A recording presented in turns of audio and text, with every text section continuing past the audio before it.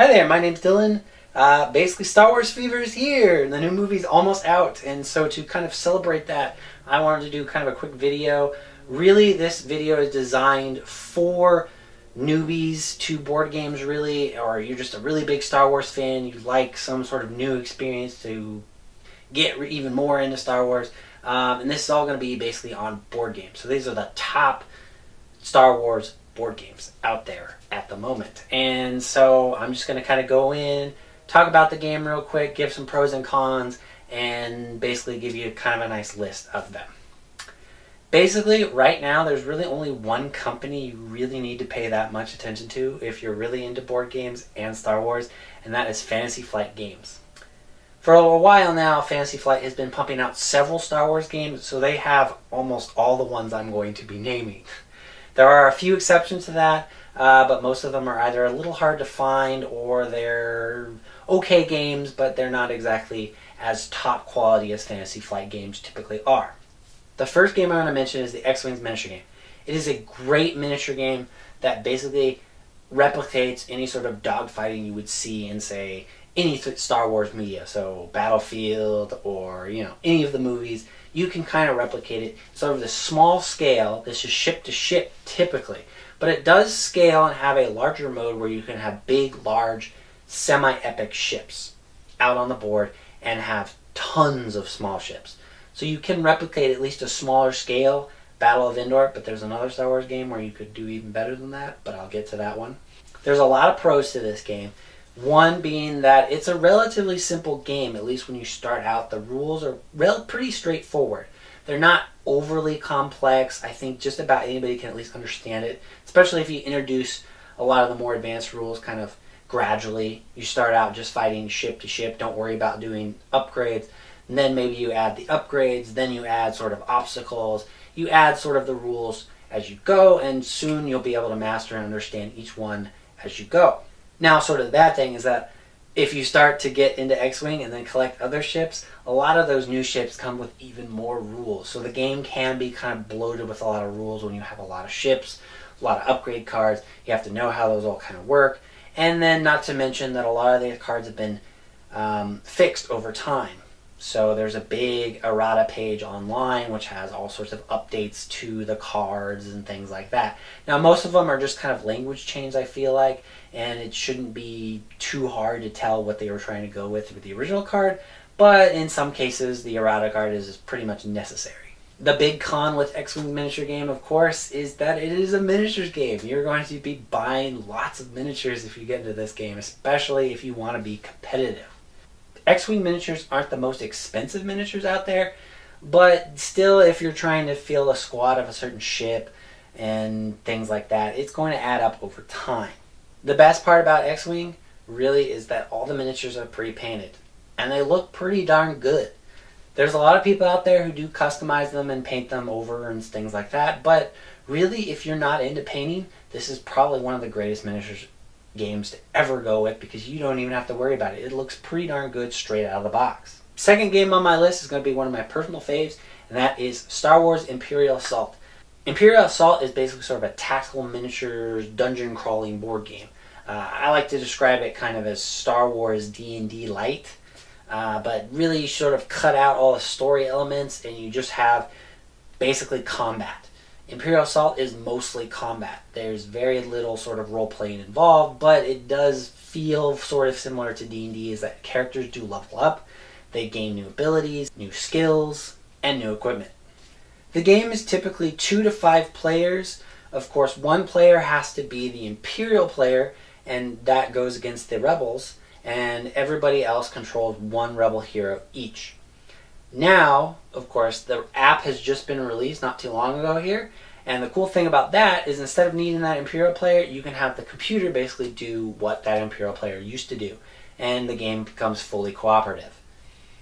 It seems for a lot of people that's much easier to get to the table than having an Imperial player, but nonetheless, if you can find someone who wants to be an Imperial player, the campaigns in each of the expansions and boxes are still pretty darn good. Now, Imperial Assault is not the easiest game on the market. It's definitely not a beginner game. I wouldn't say it's the most complex game out there, but it's definitely not exactly easy either. And finally, I think sort of the biggest con of this game is really just the price. The core box itself runs somewhere in the $100 range. You can get some incredible deals on it. I know there was a Barnes & Noble deal that some people got the core box for about $30, I think it was, which is a phenomenal deal. And if you could get it, I would say just do it right now. Get it, buy it for that price. That is incredible. But typically, I don't think I've ever seen it really below $65, I want to say. And that's just that was sort of a special deal kind of thing. So it's not always going to be possible to get it for a good deal. And then on top of that, you have not only the expansions, which offer new tiles, new enemies, new heroes, but if you want some of the iconic heroes from Star Wars, say Han Solo or Chewbacca, Luke Skywalker is a Jedi, a lot of those characters, well, you're going to have to buy another little tiny expansion on top of that. And those aren't exactly cheap. You get one miniature, a couple cards for about $15, which is a little pricey. I do not think that's the best model that Fantasy Flight should have gone with, but it makes the money. It seems to be working, so that's just kind of the way it is. The third game on my list is going to be Star Wars Armada. Armada is the other miniature game that Fantasy Flight has created that is, instead of just single ships, you've got the big capital ships. So your Star Destroyers, your giant Rebel frigates, and things like that. You still have the ships, but you're going to have squadrons of ships flying out. And basically, this is the game if you wanted to recreate the Battle of Endor or some of the big battles that happen in some of the trilogies, including perhaps the new one at some point. This is the game to get. Now, of course, just like any other miniature game, the con here is that it's pricey. There's a lot of miniatures. They're not exactly cheap. And it's going to cost you a bit to actually get a full fleet going. Another con here is, unlike Star Wars X-Wing, the game runs a little bit slower. It's a little bit longer. X-Wing's pretty quick, but Armada's kind of the much bigger, hulking mass of a game. Also, another con I'm going to say is the community for Armada is just not as big or as established as X-Wing is. And finally, one of the last cons, I think, is that while, yes, the capital ships themselves are pre-painted, any squadron ships, so the small X-Wings, small Y-Wings, etc., that are going to be out on the board, those are just sort of tan or gray plastic. And that's really all you have. So if you really want to kind of make them stand out just a little bit more, you're going to actually have to put in the effort to have them painted. Fourth game on my list, Star Wars Rebellion. Star Wars Rebellion is basically the original trilogy in a box with a lot of sort of what-if scenarios that can be created. It is largely a two-player game, but you can play sort of a four-player team-based variant, but it's not the greatest. But nonetheless, I think it's great that the option does at least exist. So the way it works, especially as a two-player game, is that one player is the Rebels and the other player is the Imperials. The Imperials are going to take their Death Star and basically they want to find the hidden Rebel base and destroy it with the Death Star. The Rebel characters are basically just trying to start a rebellion. They want to grow their influence, get enough planets to rebel. Now the really cool thing about Star Wars Rebellion is that as you go along, you can have a lot of things happen just like the movies. Han Solo could get frozen in carbonite. But you could also have, just for the heck of it, you could have Luke Skywalker get frozen in carbonite. Or Princess Leia, or something completely different. There's a lot of sort of cool little tweaks to the game. Now, the one thing that was not so great when the game first launched was combat. The combat, just straight out of the box, it was okay. It worked, but it wasn't very exciting. Then Fantasy Flight made an expansion. This expansion basically added a lot of the stuff from Star Wars Rogue One. And on top of that, it made the combat even better and more exciting. At this point, I would say the expansion is pretty much required, but even if you just get the base box and play with that for several games before you even bother to get the expansion, that's perfectly fine. It's still a perfectly good, workable game. Just keep in mind that the combat's going to be slightly more boring than if you get the expansion. The next two games are going to be card games, so I'm going to start with the first one, which is going to be Star Wars Destiny. Star Wars Destiny is Fantasy Flight's first CCG, collectible card game, if you don't know the terminology. And it is sort of this really cool sort of duel almost type game where you can have characters from all across the Star Wars galaxies and trilogies duel with one another. For instance, you could have Vader and Count Dooku team up against perhaps Rey and Luke Skywalker. The game is pretty fun, it's pretty simple, it's very easy to get into.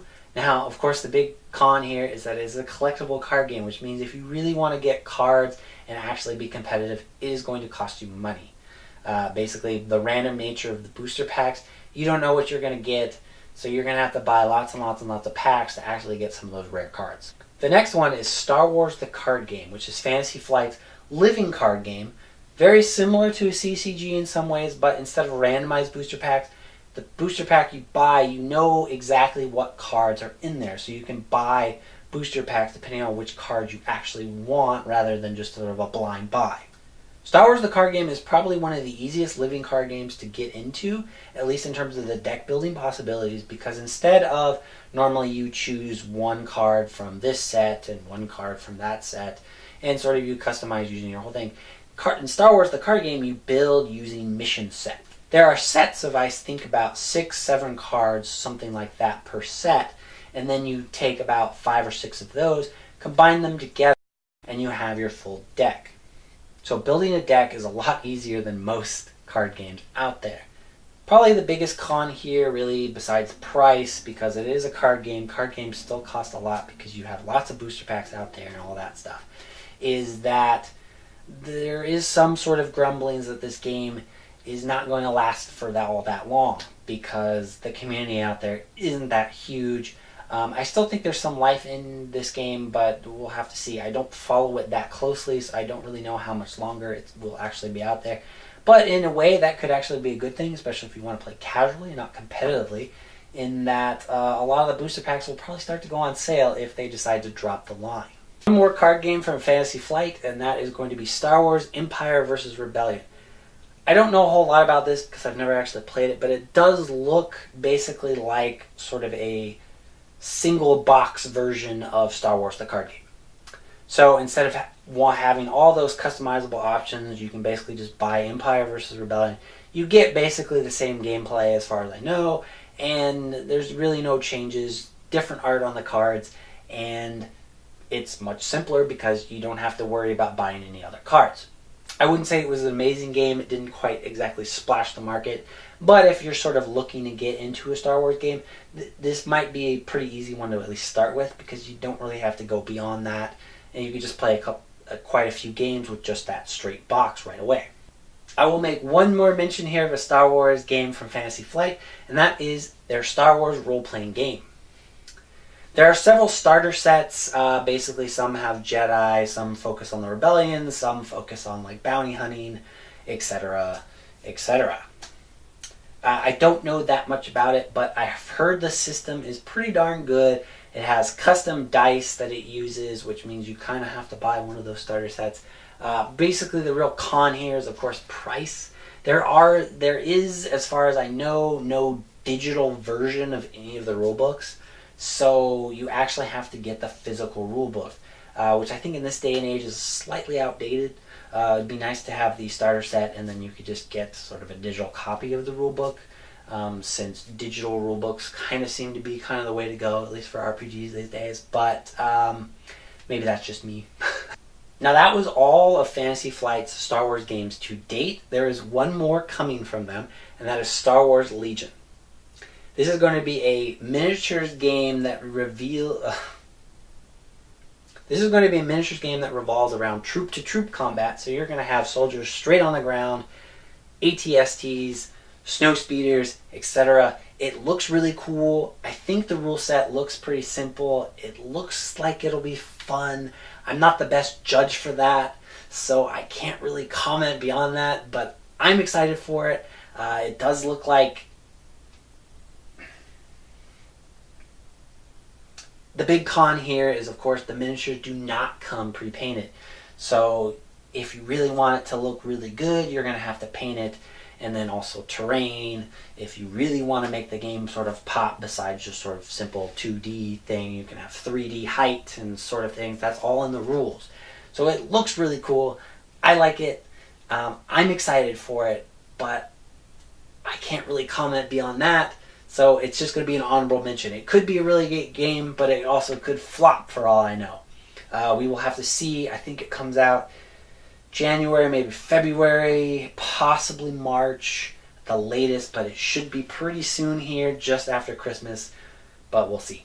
On to honorable mentions here. So I'm going to mention a game here, and this one is Queen's Gambit. Queen's Gambit is probably one of the few board games that come out of the Episode 1 era, and it's still kind of hailed as this really good, crazy board game. I have never played it. If you really want to find a copy of it, it's going to cost you a lot. I think copies are running somewhere in the $200 range, but it was a really cool, it looks really cool in that it replicated the 3-side battle that happened at the end of Episode 1. One part of the board is basically the palace, and that was sort of a 3-tiered actual 3D building that you move troops through or some sort of thing. On one board to the side, you had the lightsaber duel, and another board would do the Gungan battle. Now, I don't know how it actually really plays beyond that, but it sounds like a really cool idea. But like I said, it's pretty much impossible to find. It's also really expensive. But if you want a game that's similar to it, well, there is something semi-similar, and that is Star Wars Risk. Star Wars Risk does somewhat the same thing. It's not quite as elaborate, but basically the center of the board is your Battle of Endor. You have the Death Star in the center, and then you have the Rebel and Imperial ships flying all around.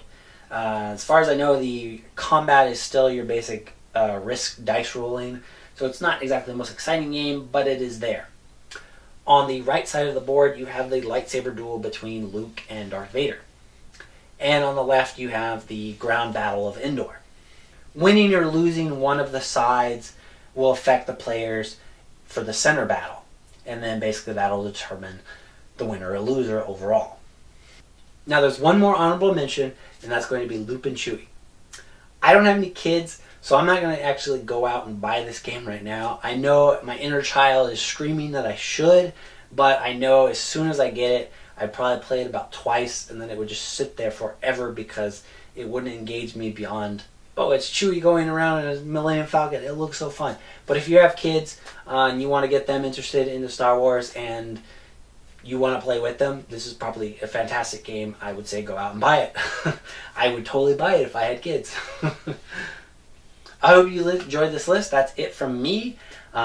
If you would like to, follow me on Twitter, Instagram, or Facebook. I tend to post a lot of the miniatures I'm painting there, so a lot of Star Wars ones right now, but also some other ones, maybe Zombicide and some other games that I am painting occasionally here and there. Also sort of just games that I may be playing. You can engage me on any of those platforms. Patreon is coming soon. Remember, like, subscribe, leave comments below, and I will see you next game night. Bye.